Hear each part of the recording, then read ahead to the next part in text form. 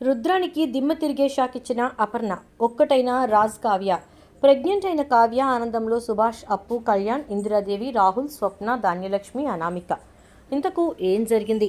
రుద్రానికి దిమ్మ తిరిగే షాక్ అపర్ణ ఎలా ఇచ్చింది? రాజ్ కావ్య ఒక్కటై కావ్య ప్రెగ్నెంట్ అయిందన్న విషయం తెలిసి రుద్రాణి ఏం చేసింది? ఇదంతా కూడా వీడియోలో చూసి తెలుసుకునేద్దాం. బ్రాహ్మముడి అప్కమింగ్ ఎపిసోడ్స్లో ఏం జరగబోతుందనేది ముందుగా తెలుసుకోవడానికి వీడియోని లైక్ చేసి ఛానల్ను సబ్స్క్రైబ్ చేసి పక్కనే ఉన్న బెల్ ఐకాన్లో ఆల్ ట్యాప్ చేసేయండి. మొత్తం మీద ఇక చూసుకున్నట్లయితే కనుక రుద్రాణి అయితే రాజ్ కావ్యల్ని ఆపాలనుకుని ప్రయత్నం చేసింది, కానీ అది విఫలమైపోయింది. ఎందుకంటే స్వప్న వీళ్ళ ప్లాన్ని పసిగట్టి మొత్తానికి రాహుల్ కావ్యని రాజ్ని అడ్డుకోకుండా చేసింది. ఆ తర్వాత స్వప్న అపర్ణ దగ్గరికి వెళ్తుంది. అలా వెళ్ళిన స్వప్న అపర్ణతోటి ఎంత పెద్ద ప్లాన్ చేశారో తెలుసా ఆంటీ అంటే ఏమైందమ్మా అని అంటుంది.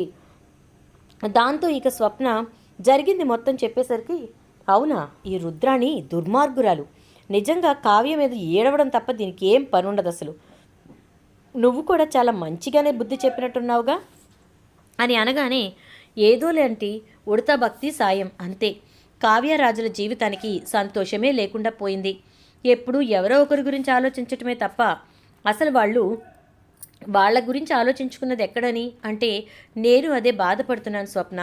ఎప్పుడు వాళ్ళ గురించి వాళ్ళు ఆలోచించుకోరు, ఎంతసేపు ఇతరుల గురించే ఆలోచన. అందుకే గట్టిగా పట్టుబట్టారు. మీ బామ్మగారు కూడా గట్టిగానే చెప్పారులే, మరి ఏం చేస్తారో రిజల్ట్ చూడాలి అంటూ ఉంటే, వీళ్ళు డిన్నర్కి వెళ్ళారు కదాంటీ, ఇంకా రాలేదేంటి అంటూ ఉండగానే, ఏమో నాకు అదే అర్థం కావట్లేదు. ఇంతవరకు ఫోను లేదు, ఏమీ లేదు, ఎక్కడున్నారో తెలీదు. ఓ పక్క బయట ఇంత వర్షం పడుతోంది అని చెప్పి అపర్ణ అంటూ ఉంటే, ఇక రుద్రాణి వెంటనే ఇక రాహుల్ ఫ్రెండ్స్కి ఫోన్ చేసి, రాజ్ ఎక్కడున్నాడో చూసి రాజ్ అర్జెంటుగా మీ దగ్గరికి వచ్చేలా చేయండి, కావ్య ఒక్కతే ఇంటికి రావాలి అని చెప్పి చెప్తూ ఉంటుంది. అది అపర్ణ అనుకోకుండా వింటుంది. ఇక అది విన్న దగ్గర నుంచి అపర్ణలో కోపం రగిలిపోతూ ఉంటుంది. ఏమనాలి అసలు దీన్ని, నాకు అర్థం కాక అడుగుతున్నాను. ఎన్నిసార్లు చెప్పినా కూడా బుద్ధి లేని పనులు చేయటం తప్ప ఈ రుద్రానికి పని పాట ఏమీ లేదనుకుంటా అని చెప్పేసేసి అంటూ ఇక అపర్ణ రుద్రాణిని పిలుస్తుంది. రుద్రాణి రుద్రాణి అని పిలిచేసరికి, ఏంటి వదిన అంటూ వస్తుంది రుద్రాణి. రావడమే చెంప చెల్లును పగలగొడుతుంది.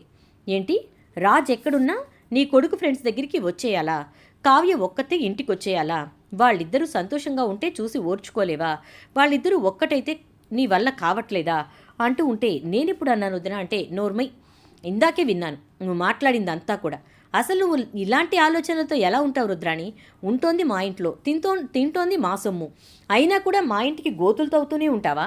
ఇంక నీకేం పని పాట ఉండదా అని చెప్పి అపర్ణ అనేసరికి, నన్ను అపార్థం చేసుకుంటున్నావు వదిన, నన్ను అనవసరంగా నువ్వు అపార్థం చేసుకుని మాట్లాడుతున్నావు అని చెప్పని అంటుంది రుద్రాణి. అవునవును, నిన్ను అపార్థం చేసుకుంటున్నానో అర్థం చేసుకుంటున్నానో నాకు తెలుస్తూనే ఉందిలే, కానీ నేను ఒక్క మాట చెప్తున్నాను విను. ఇంకొకసారి నువ్వు గనక ఈ విషయాల్లో రాజ్ కావ్యాల విషయంలో కల్పించుకున్నట్టు కానీ, రాజ్ కావ్యాలని అనవసరంగా మాటలు అన్నట్టు కానీ, వాళ్ళ పర్సనల్ విషయాల్లోకి నువ్వు కనుక తల పెట్టినట్టు కానీ తెలిసిందంటే ఇంకొకసారి మాటలుండవు రుద్రాణి, చేతల్లో చేసి చూపిస్తాను, బయటికి గెంటేస్తాను అంటుంది. అనేసరికి, నాకెందుకు వచ్చిందమ్మా, బురద తొక్కుకునే దాన్ని తీసుకొచ్చి నెత్తిన పెట్టుకుంటానంటే నేను మాత్రం ఏం చేస్తాను అనగానే, నువ్వు చేసిందేంటి, బురద తొక్కుకునే ఇంటి నుంచే తీసుకొచ్చుకున్నావు, వచ్చిన కోడల్ని నువ్వు నెత్తినెక్కించుకో అక్కర్లా, అది నీ నెత్తినెక్కి కూర్చొని ఆడుతోంది, చాలదా ఇంకా ఎదుటోళ్ళ గురించి ఏడవడమేనా అని చెప్పి అనేసరికి ఇక అపర్ణ మాటలతో రుద్రాణి కాస్త హర్ట్ అయి అక్కడి నుంచి వెళ్ళిపోతుంది. ఇక రాజ్ కావ్య ఇద్దరూ కూడా ఇంటికి రారు.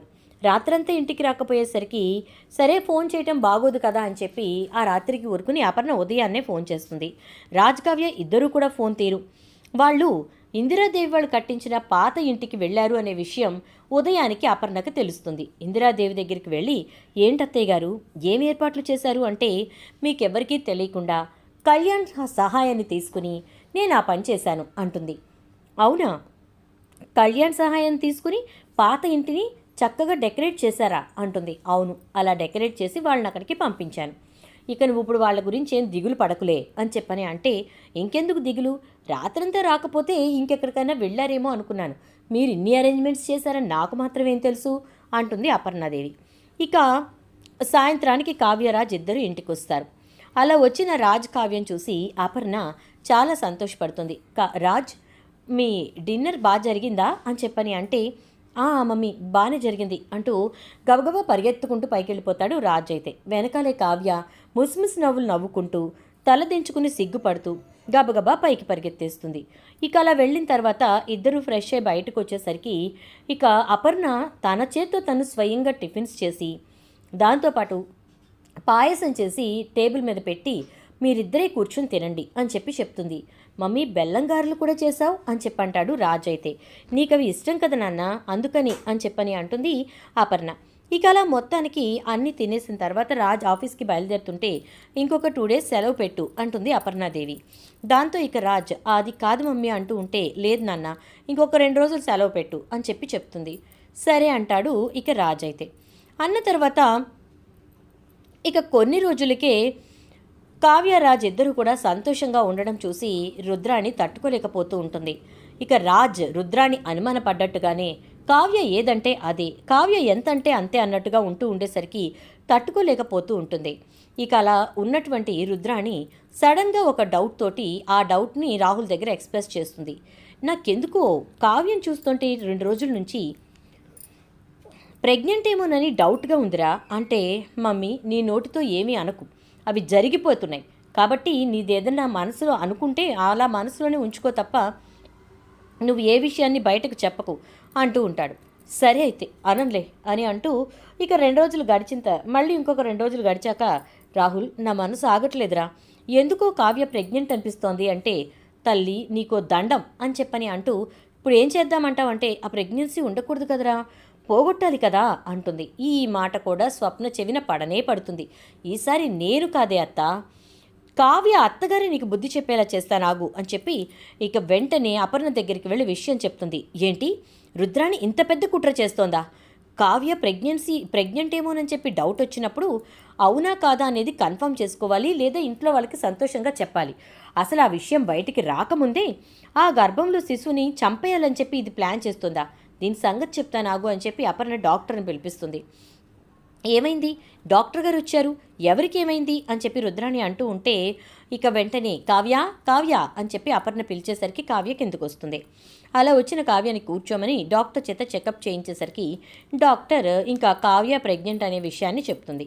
దాంతో ఇక రుద్రాణి, నేను అంటూనే ఉన్నాను కదరా, 2 రోజుల నుంచి చెప్తున్నాను విన్నావా అంటుంది. ఏం చేద్దాం, 2 రోజుల నుంచి చెప్తే మాత్రం మనం ఏమన్నా చేయగలమా? ఇంకేమన్నా ఉందా? రాజుకి తెలిస్తే చంపేస్తాడు, అపర్ణత్తయ్యకి తెలిస్తే బయటకు గెంటేస్తుంది, కనీసం ఉండడానికి నీడ కూడా లేకుండా రోడ్డున పడి చేస్తాం. నోరు మూసుకో మమ్మీ, చాలే గాని అంటాడు రాహుల్. ఏరా నువ్వెప్పుడు మంచిగా మారిపోయావు అంటుంది. నేను మంచిగా మారలేదు, మారే పరిస్థితులు వస్తున్నాయి, జాగ్రత్త, నువ్వు సైలెంట్గా ఉండు అని చెప్తున్నాను అనగానే ఇదంతా కూడా తెలిసినటువంటి అపర్ణ వెంటనే ఇక, ఏంటి రాహుల్, ఏం ప్లాన్ చేస్తోంది మీ అమ్మ? నా మనవడి మీద ఏవైనా కొత్త కొత్త ప్లాన్స్ చేస్తే అయితే నువ్వైనా ఆపు లేదా బయట పెట్టు, ఎందుకంటే నా మనవడి జోలికి వస్తే రుద్రానికి కనీసం ఈ భూమి మీద నూకలు కూడా లేకుండా చేస్తాను. ఇప్పటి వరకు నాలో ఉన్న మంచితనాన్ని కోపాన్ని మాత్రమే చూశారు.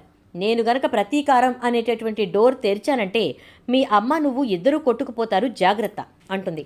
అయ్యో అత్తయ్య, అలాంటిదేమీ లేదు, మా అమ్మ మీద పిచ్చిగా వాగుతూ ఉంటుంది, నువ్వేం పట్టించుకోకు అని చెప్పేసేసి అనగానే ఇక వెంటనే రాహుల్ అయితే, సరే అయితే మీరు మాత్రం ఈ విషయంలో ఏమీ కంగారు పడకండి, మా అమ్మని నేను కంట్రోల్ చేసుకుంటాను అని చెప్పి నడు మమ్మీ అని చెప్పి రుద్రాన్ని తీసుకుని వేరే గదికి వెళ్తాడు. అక్కడికి వెళ్ళి, ఏంటి మమ్మీ ఏం ఆలోచిస్తున్నావు నువ్వు?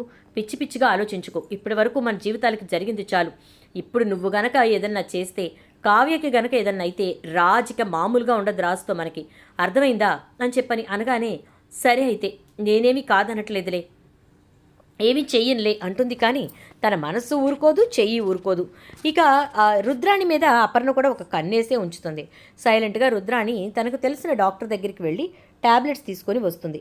ఆ ట్యాబ్లెట్స్ని ఎలా అయినా సరే కావ్య చేత తాగించాలి అని చెప్పేసేసి పాలు కలిపి జాగ్రత్తగా తీసుకొచ్చి ప్రతిరోజు కావ్య పాలు తాగే టయానికి టేబుల్ మీద పెడుతుంది.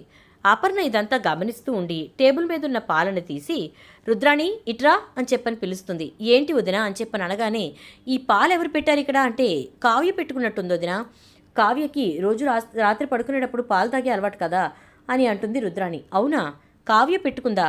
కానీ నేను ఇందాకే కావ్యకి పాలిచ్చానే, తను తాగేసింది కదా అంటుంది. అవునా, ఎప్పుడిచ్చావు వదినా అని చెప్పి అడుగుతుంది ఇక రుద్రాణి. ఎప్పుడో ఇచ్చాను, తను తాగేసింది. మరి ఈ పాలు ఎవరు పెట్టినట్టు, ఎందుకు పెట్టినట్టు చెప్తా. అసలు ఇది ఎవరు పెట్టారో ఏంటో నేను ఇప్పుడే తేలుస్తానని సైలెంట్గా అపర్ణ ఇక తన రూమ్లోకి వెళ్ళి బయటకు వచ్చి రుద్రాణి చెంప చెళ్ళు అనిపిస్తుంది. ఒక్కసారిగా షాక్ అయిపోతుంది రుద్రాణి. ఏంటి వదినా ఇలా కొట్టావు అని అనగానే, ఏమైంది, కొట్టకేం చేయమంటావు, నువ్వు చేసే పనులకి కొట్టాలా చంపాలా అంటూ ఉండేసరికి ఇక వెంటనే ఇంట్లో వాళ్ళంతా ఏంటి అంటే కావ్య ప్రెగ్నెంట్గా ఉందని మనందరం సంతోషిస్తుంటే ఈ రుద్రాణి మాత్రం ఎప్పుడెప్పుడు ఆ ప్రెగ్నెన్సీ మీద దాడి చేద్దామని ఎదురు చూస్తోంది. ఇదిగో ఇప్పుడు మాత్రం చూడండి ఏం చేసిందో అని తన రూమ్లో సీక్రెట్గా ఫిక్స్ చేసినటువంటి సీసీ కెమెరా తాలూకు ఫుటేజ్ని చూపిస్తుంది. ఒక్కసారిగా అందరూ షాక్ అవుతారు. ఏం రుద్రాణి నువ్వు మారవా, అయినా ఇదేంటి మన ఇంట్లో సీసీ కెమెరా పెట్టారు అంటే, ఇదిగో నా కోడలు ప్రెగ్నెంట్ అన్న విషయం తెలిసిన దగ్గర నుంచి ఈ రుద్రాణి కళ్ళల్లో నిప్పులు పూసుకుంటోంది. ఎప్పుడెప్పుడు ఆ బిడ్డ మీద పడిపోదామా అని చూస్తోంది. అందుకే ఫిక్స్ చేయించానంటుంది. ఒక్కసారిగా అందరూ ఆశ్చర్యపోతారు, అపర్ణకి కోడలి మీద ఇంత ప్రేమ అని చెప్పి. చూద్దాం మరి రాబోయే ఎపిసోడ్స్లో ఇలా జరిగి కావ్యరాజ్ ఒక్కటవడంతో ప్రెగ్నెంట్ అయినటువంటి కావ్యను ఇబ్బంది పెట్టడానికి రుద్రాణి ఎన్ని ఎత్తులు వేస్తుందో ఆ ఎత్తులన్నీ చిత్తు చేస్తూ అపర్ణ తన కోడల్ని మనవణ్ణి ఎలా కాపాడుకుంటుందో. మరి ఇలా అపర్ణ కాపాడుకునే ప్రయత్నంలో రుద్రాణితో ఎన్నిసార్లు క్లాషెస్ వస్తూ ఉంటాయో. వీడియో నచ్చితే లైక్ చేసి వీడియోనైతే షేర్ చేయండి. అలాగే ఛానల్ని మీరు ఇప్పుడే చూస్తున్నట్లయితే కనుక సబ్స్క్రైబ్ చేసుకొని పక్కనే ఉన్నటువంటి బెల్ ఐకాన్లో ఆల్ ట్యాప్ చేయడం ద్వారా ఫర్దర్గా మేము పెట్టేటటువంటి ప్రతి వీడియో టీవీ కంటే ముందుగా మీరే చూడవచ్చు. నోటిఫికేషన్ రూపంలో మీకు ప్రతి వీడియో వస్తుంది. Thank you.